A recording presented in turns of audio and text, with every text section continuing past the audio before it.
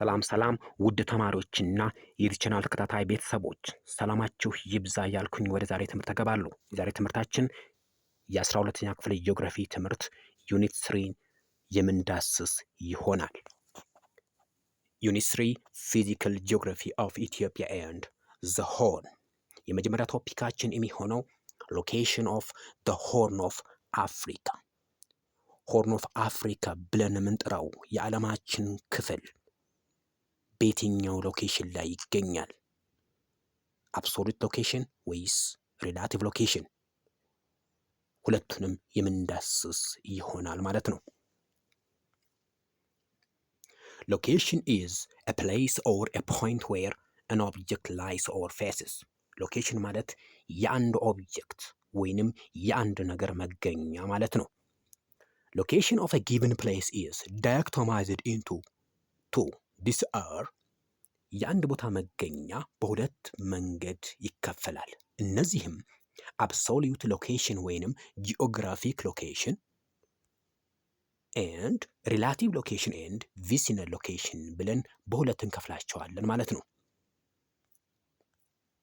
አብሶሉት ሎኬሽን ኦፍ ዘ ሆርን ኦፍ አፍሪካ።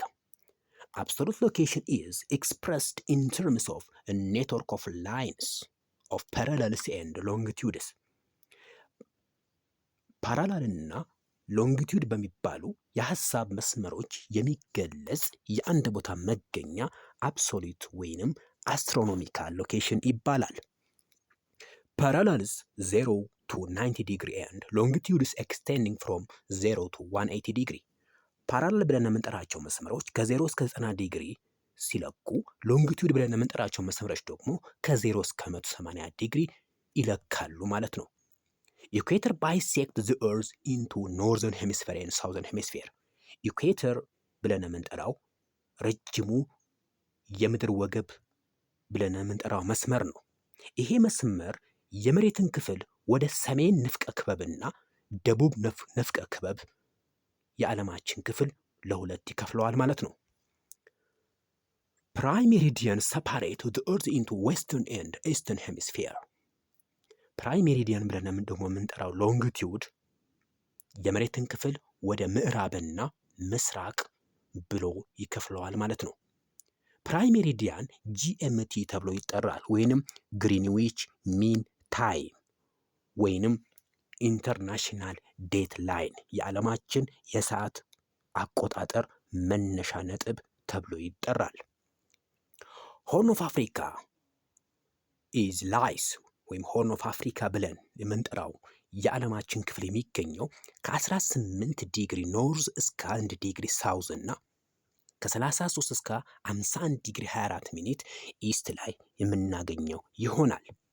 ስለዚህ ይሄ ጂኦግራፊክ ሎኬሽን ምን ያሳያል ስንል ላቲቱድ ኢምፕላይስ ክላይሜት ታይፕ። ላቲቱዶች የሚያሳዩት የአንድ ቦታ የአየር ንብረት ሲሆን ሆርን ኦፍ አፍሪካ ያለው የአየር ንብረት ትሮፒካል ክላይሜት ይባላል። በጣም ሞቃት የሆነ የአየር ንብረት ያለው ክልል ማለት ነው። ይህ ቦታ የሚገኘው በ0 ዲግሪ ከ0 ዲግሪ አንስተን እስከ 23.1/2 ዲግሪ ኖርዝ እና ሳውዝ ላይ የሚገኝ ቦታ ነው። ሎንጊቱድ ኢምፕላይስ ታይም ዞን። ሎንጊቱዶች ደግሞ የሚያሳዩት የሰዓት አቆጣጠርን ነው። ስለዚህ ሆርን ኦፍ አፍሪካ የሚገኝበት የሰዓት አቆጣጠር ጂኤምቲ ፕላስ 3 ይባላል። እንደ አጠቃላይ ስናየው የሆርን ኦፍ አፍሪካ የአየር ንብረት የሚገኘው ከ0 ዲግሪ እስከ 23.1/2 ዲግሪ ኖርዝ እና ሳውዝ መሃል ላይ ነው ማለት ነው። ይሄም 18 ዲግሪ ኖርዝ እና 1 ዲግሪ ሳውዝ ማለት ነው። ነገር ግን ጂኤምቲ ፕላስ 3 ስንል ፕራይም ሜሪዲያን ማለት 0 ዲግሪ ነው።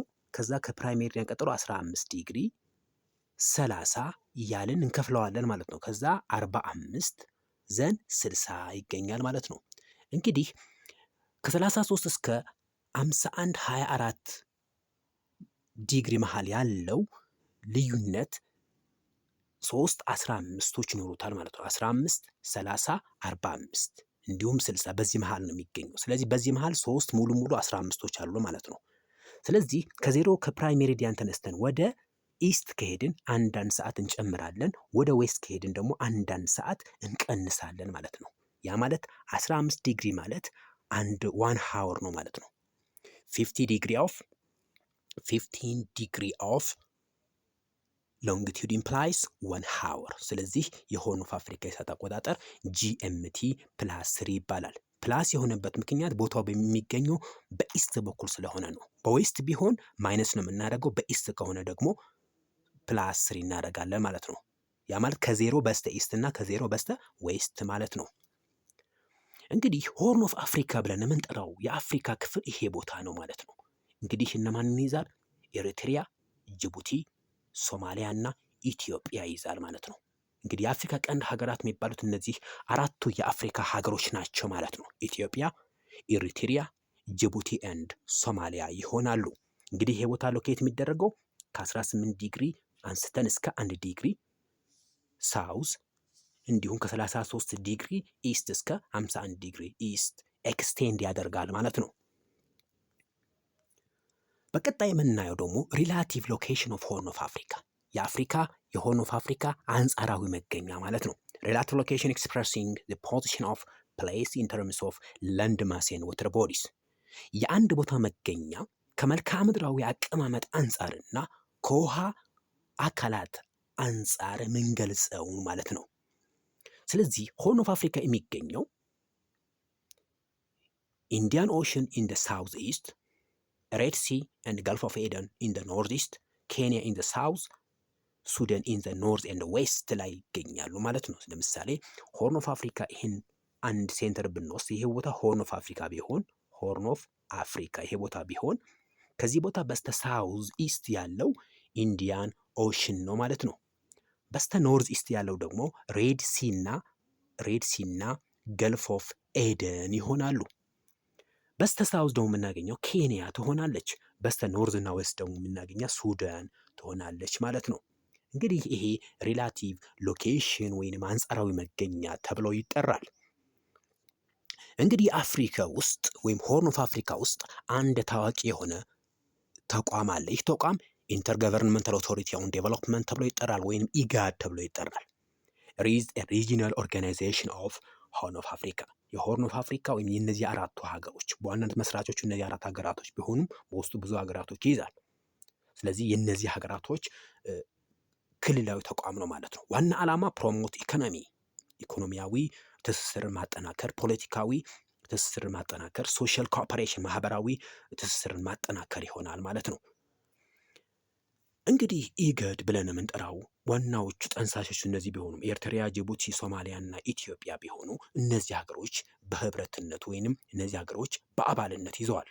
ጅቡቲ፣ ኤርትራ፣ ኢትዮጵያ፣ ኬንያ፣ ሶማሊያ፣ ሱዳን፣ ሳውት ሱዳን እና ዩጋንዳን በውስጡ አጠቃለው ይይዛል ማለት ነው። ቀጣይ ያለውን ማጠቃለያ እንድትከታተሉ በአክብሮትና በትህትና እጠይቃለሁ።